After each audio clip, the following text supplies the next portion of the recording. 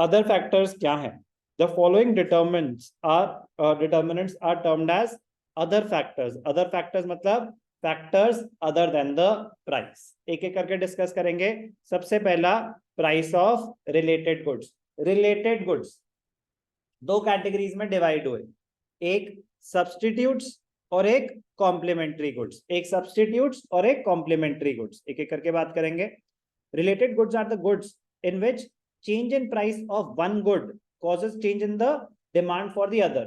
Price change हुआ Pepsi का, demand change हो रही है कोक की. प्राइस चेंज हुआ चीनी का, डिमांड चेंज हो रही है चाय की.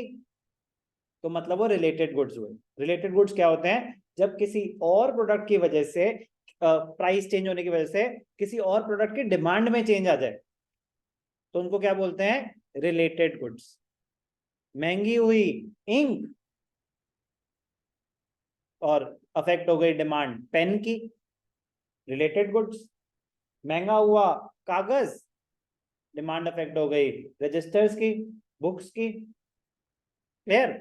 तो रिलेटेड गुड्स दो टाइप के होते हैं, एक सब्स्टिट्यूट गुड्स और एक complementary goods. Substitute goods are those goods which can be used in place of one another for satisfaction of a particular want. आपको प्यास लगी तो भैया जूस पी लो, पेप्सी पी लो. तो ये सब्स्टिट्यूट्स ही हैं. जूस और पेप्सी बेस्ट है, पेप्सी एंड कोक. अब जैसे टी एंड कॉफी है, सर जो चाय पीता है वो तो चाय ही पीता है, जो कॉफी पीता है वो तो कॉफी ही पीता है. ऐसे थोड़ी ना होता है. तो ठीक, ऐसे तो पेप्सी और कोक में भी होता है, बट थियोरेटिकली यूज करते हैं. थियोरेटिक, अब जब कॉफी का शौक है, कॉफी ज्यादा महंगी होगी तो चाय का भी शौक पड़ जाएगा. ठीक है ना? मजबूरी में सारे शौक बदल जाते हैं. पॉइंट इज, शौक तो सिमिलर ही पूरा कर रहा है. क्या लेंगे आप, चाय या कॉफी? पूछते हैं. तो फिर मतलब वो सब्स्टिट्यूट्स है ना, कि एक ही वांट सेटिस्फाई होनी है दोनों से. अब वो तो आपकी प्रेफरेंस है कि आप कॉफी या tea. Point is, they are substitutes. They are substitutes. Yes और नो? तो सब्स्टिट्यूट गुड में क्या होता है? An increase in the price of substitute leads to an increase in the demand for the given commodity. चाय महंगी हुई तो डिमांड कॉफी की बढ़ेगी, चाय सस्ती हुई तो डिमांड कॉफी की गिरेगी. सर और टी पे जो इंपैक्ट आएगा वो कह रहे उसको स्टडी नहीं कर रहे. आप समझो गिवन गुड की बात हो रही है. गिवन गुड है कॉफी. वो आपसे पूछ रहा है कि कॉफी पे क्या इंपैक्ट आएगा अगर टी के प्राइसेस बढ़ गए. तो आप किसको स्टडी कर रहे हो, टी या कॉफी? ध्यान से सुनना मेरा क्वेश्चन. कॉफी की डिमांड पे क्या इंपैक्ट आएगा अगर टी के प्राइसेस बढ़ गए? तो आप कॉफी स्टडी कर रहे हो या टी? कॉफी स्टडी कर रहे हो. आपसे पूछ रहे हैं कि कॉफी की डिमांड पे क्या इंपैक्ट आएगा, ये होने की वजह से, वो होने की वजह से. तो स्टडी उसको नहीं कर रहे, स्टडी हम, हमारा जो गिवन कमोडिटी है वो कॉफी है. समझ आई बात? तो बी केयरफुल, गिवन कमोडिटी और उसका सब्स्टिट्यूट. तभी ढंग से लिख पाओगे, तभी ग्राफ बना पाओगे अगर इन दोनों टर्म्स में डिफरेंशिएट करता है. सो गिवन गुड होता है जिसको आप स्टडी कर रहे हैं, सब्स्टिट्यूट दूसरा गुड. तो पेन एंड इंक में अगर आपसे पूछ रहा है कि what will be the impact on the demand of pen when the price of ink decreases, तो वो स्टडी कर रहा है पेन. तो पेन हो गया गिवन गुड और रिलेटेड गुड इस केस में कॉम्प्लीमेंट्री गुड हो गया इंक. क्लियर है मैं क्या बोलने की कोशिश कर रहा हूं? Be careful.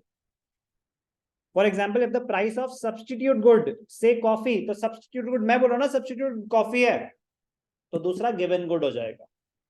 increases, then the demand for given commodity, say tea, will rise or fall. Coffee महंगी हुई तो टी की डिमांड बढ़ जाएगी, कॉफी सस्ती हुई तो टी. क्लियर है ना वो वाला एस्पेक्ट? ठीक.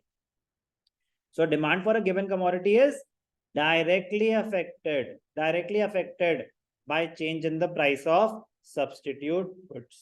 Substitute goods are also known as competitive goods, as demand for such goods compete with each other. Related goods का दूसरा part, complementary goods. They are used collectively, jointly.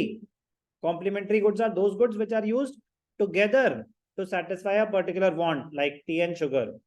An increase in the price of complementary goods leads to a decrease in the demand for a given commodity and vice versa. For example, if price of a complementary good, say sugar, increases, then demand for given commodity, say tea, will fall, as it will be relatively costlier to use both the goods together. So demand for a given commodity is inversely affected by change in the price of complementary goods. Complementary goods, जैसे आपको best example दिया, car and petrol महंगा हुआ, car की demand गिरेगी, inverse relation. Petrol सस्ता हुआ, car की डिमांड बढ़ेगी. और कोई complementary good, tea and sugar, ठीक है ना, ब्रेड बटर, ठीक है ना, bread butter. Point, goods which are used jointly. Electricity and air conditioner, बिजली अगर महंगी हुई तो demand for air conditioner will rise और फॉल, डिक्रीज होगी. बात समझ आई ना. तो complementary goods are used jointly, और उसमें क्या हो रहा है, दे आर इनवर्सली अफेक्टेड. और सब्स्टिट्यूट गुड्स कंपेटिटिव गुड्स है, they are used in place of one another. उसमें डायरेक्टली समझेंगे ना कि डायरेक्ट इम्पैक्ट कैसे. सब्स्टिट्यूट महंगा हुआ, गिवन गुड की डिमांड बढ़ी, तो ऐसे दोनों सेम डायरेक्शन में जा रहे हैं, इस वजह से डायरेक्टली अफेक्टेड. कोई डाउट?